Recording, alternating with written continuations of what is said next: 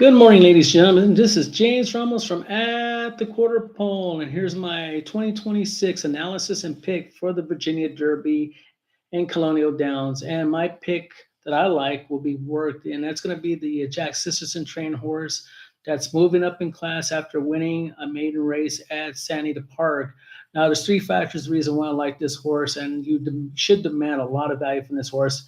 He's going up very up in class from his last win. Also, he's trying the dirt for the first time after winning on the turf at San Anita Park, and also he's shipping in from San Anita Park all the way to Virginia Downs, which is a 3,000-mile trip.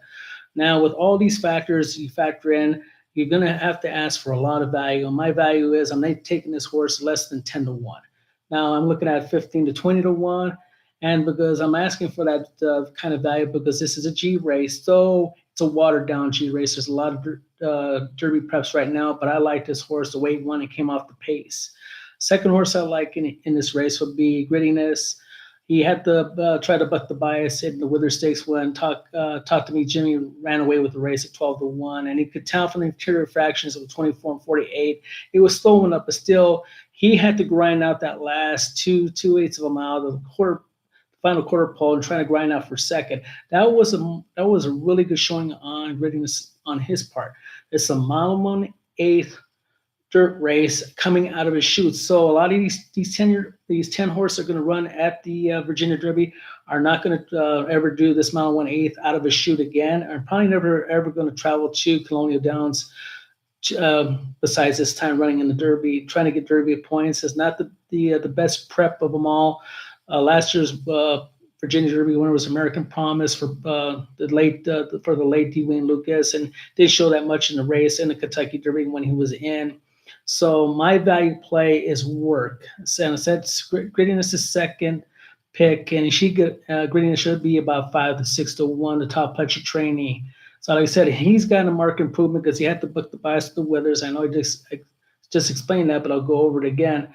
Horse that's going to take a lot of action is going to be Butane, the Bob Baffert horse again, because it's not only trained by Bob Baffert, but he came out of two productive races, so-called productive races, the San Vicente and also the Southwest Stakes. Now, the San Vicente race was won by So Happy. Showed he regressed and showed not a very good outing in the San Felipe this past weekend. Was third in that race. Is just total. All I can say is oy vey. That was not a great race. Robusta came in second at 67 to 1.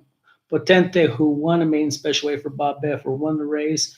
Brandt never showed up. I didn't think Brandt was going to show up anyway, but not run that bad. I mean, he was clearly way out in fourth.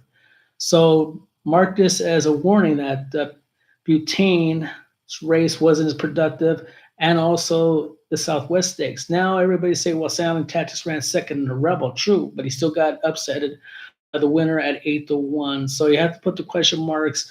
A lot of these speedballs that are coming back from a layoff that were really good at 2-year-olds are not progressing in the route races. One could be Butane. One for sure was Napoleon Solo, also Blackout Time, and Brandt. So all these horses show tremendous potential as a 2-year-old on the front end, but lack basically the pedigree to go longer.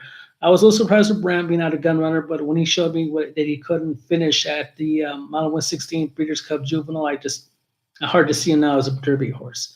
So the reason why I like Readiness and Work, they're going to come off the pace and should be either mid-closer or way out of it, trying to make a late impact in Mile 1/8 Virginia Derby. And I can't let go of the value of Work. He's my number one pick. Readiness is my second pick.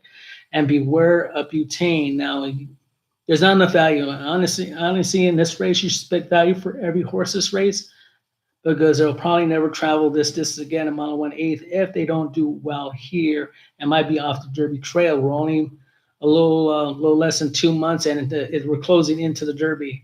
So that's what I have for you today for the Virginia Derby pick.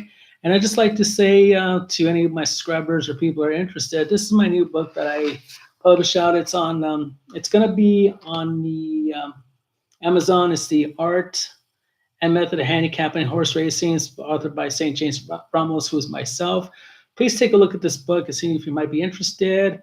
And I said it'll be on Amazon. You can find it through the author of the title or by the subject of handicapping horses. And that's all I have for you today. Happy Monday morning, ladies and gentlemen. This is James Ramos from At the Quarter Pole, where winning and history run hand in hand. Have a good morning, ladies and gentlemen.